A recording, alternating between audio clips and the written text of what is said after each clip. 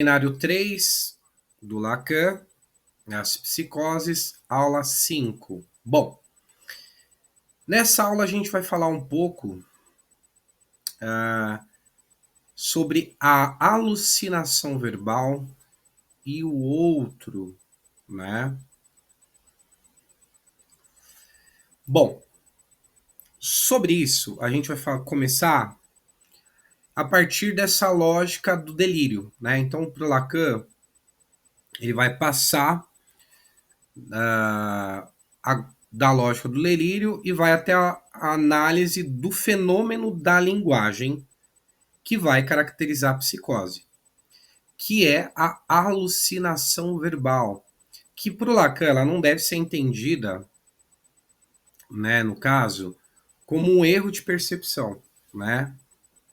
Isso é muito importante guardar. Não é um erro de percepção, mas é visto pelo Lacan como um fenômeno clínico, né?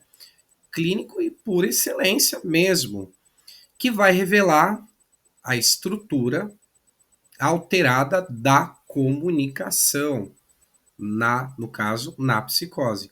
Então, não é um erro de percepção, mas é um fenômeno clínico que vai estar revelando essa estrutura alterada na comunicação.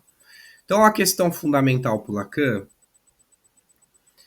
não é o que a gente ouve, mas, aliás, não é o que se ouve, mas é o quem está falando, né?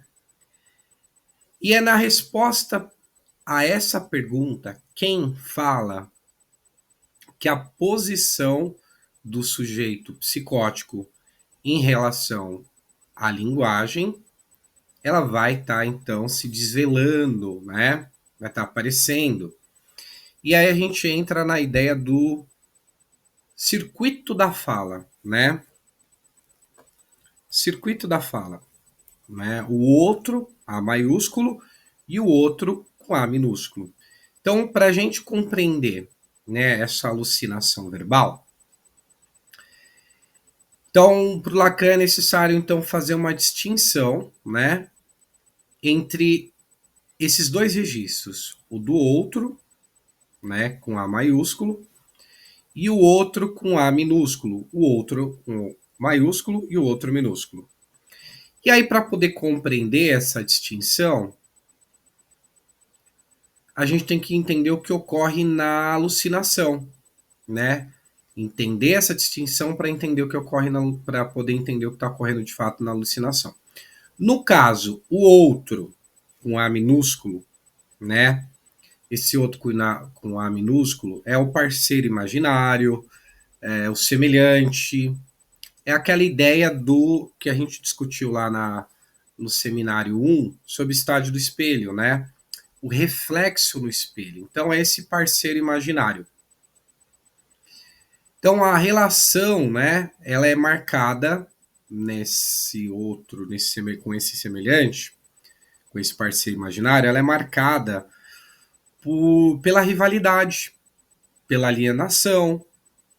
Então, nessa relação especular, né, que se dá nesse eixo imaginário. Agora, com o outro, com A maiúsculo, que é o grande outro, né? Anteriormente a gente falou do pequeno outro, agora a gente falou do grande outro.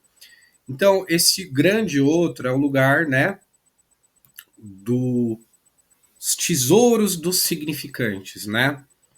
É o campo da linguagem, da lei simbólica, e o que é importante dizer? Que esse campo do grande outro, ele pré-existe ao sujeito. Então, é desse lugar que a fala ela é sancionada, né? E que o sujeito ele vai receber então uma mensagem, só que de forma invertida. Então, assim, na comunicação que ela não é psicótica, na comunicação que não é psicótica, Esse circuito da fala que passa por esse grande outro, no caso, no caso da psicose, por conta do mecanismo da foraclusão, esse circuito simbólico ele está rompido. Então, por estar rompido, a fala ela vai então colapsar. E ela vai colapsar inteiramente e vai colapsar sobre o eixo imaginário, né? O pequeno outro. Então, o Lacan ele vai trazer um exemplo clínico para ilustrar isso daí, para esclarecer, né? Que vai falar do paciente que quando ele está saindo de uma loja, ele vai e encontra, ele diz a um homem que ele encontra, né? Eu venho do açougueiro. E aí, imediatamente, quando ele fala para esse homem que ele encontra, que ele está vindo do açougueiro, ele ouve como resposta uma espécie de uma injúria, né? Ele ouve um falar que é o falar a porca. Porca. Então, eu venho do imaginário, ou eu venho do açougueiro, ele fala para uma pessoa que ele encontra, e em seguida ele ouve porca, né? Então, nesse caso, né, do Lacan, o circuito da fala, ele não. Por que ele ouve, volta para ele esse porca? Porque o, o circuito da fala ele não se completa no simbólico, né? Então, o ego imaginário dessa pessoa, desse paciente, ele profere uma frase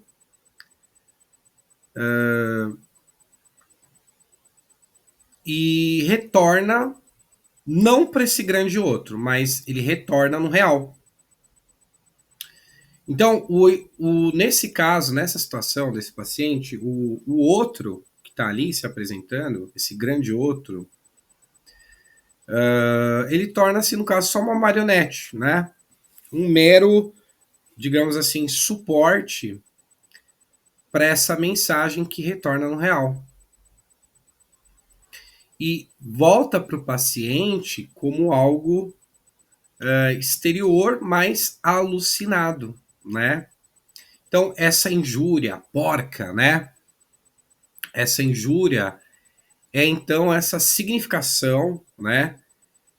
Que a frase, né? Venho do açougueiro, ela adquire para ele, né? Uma significação própria, né? Mas que por não poder ser simbolizado, ela irrompe no real. Então, aquilo que não pôde ser simbolizado irrompeu no real.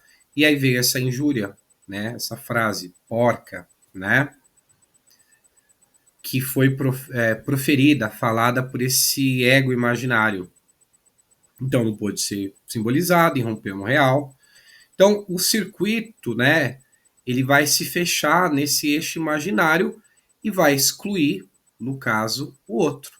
O outro se torna um mero fantoche. Então, essa injúria, porca, né? Por Lacan, ela não vem do grande outro, né? Ou seja, esse campo da linguagem, desse campo do pacto simbólico, né? Mas é a própria mensagem do paciente, eu venho do açougueiro, né? Que retorna para a paciente de fora. Só que de fora e de forma alucinatória. Ele ouve, né? Porca, né? E vem a partir de um grande outro, né? Que é esse semelhante, que é o reflexo no espelho, né? Ou seja, se fechou nesse eixo, né? Esse circuito do eixo imaginário, né?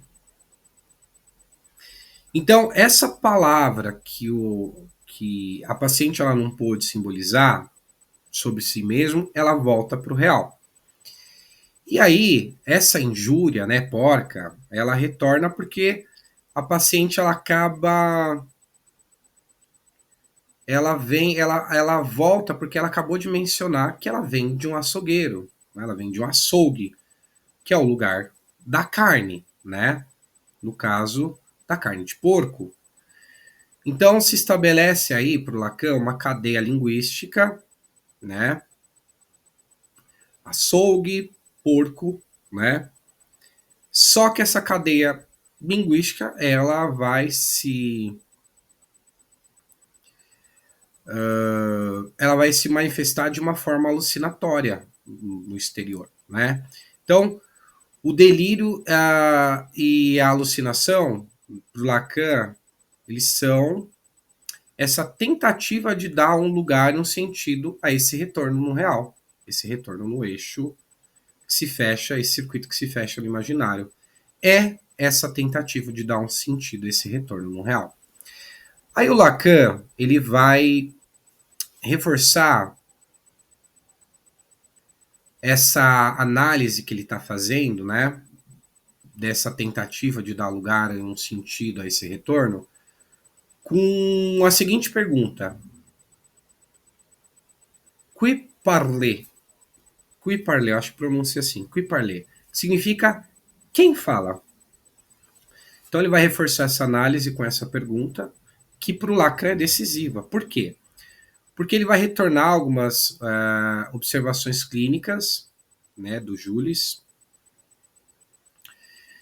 que ele já tinha notado em muitos casos, né? Ou seja, o sujeito psicótico, ele vai articular em voz baixa, né, aquilo que ele diz, né, ouvir como uma voz externa. Então ele vai articular em voz baixa.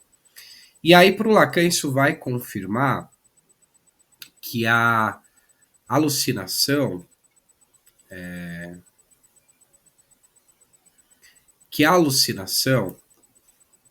ela não é um distúrbio, então, na percepção, mas é um retorno no real da própria palavra do sujeito, né? Que não pôde ser reconhecida como sua por conta dessa ruptura nesse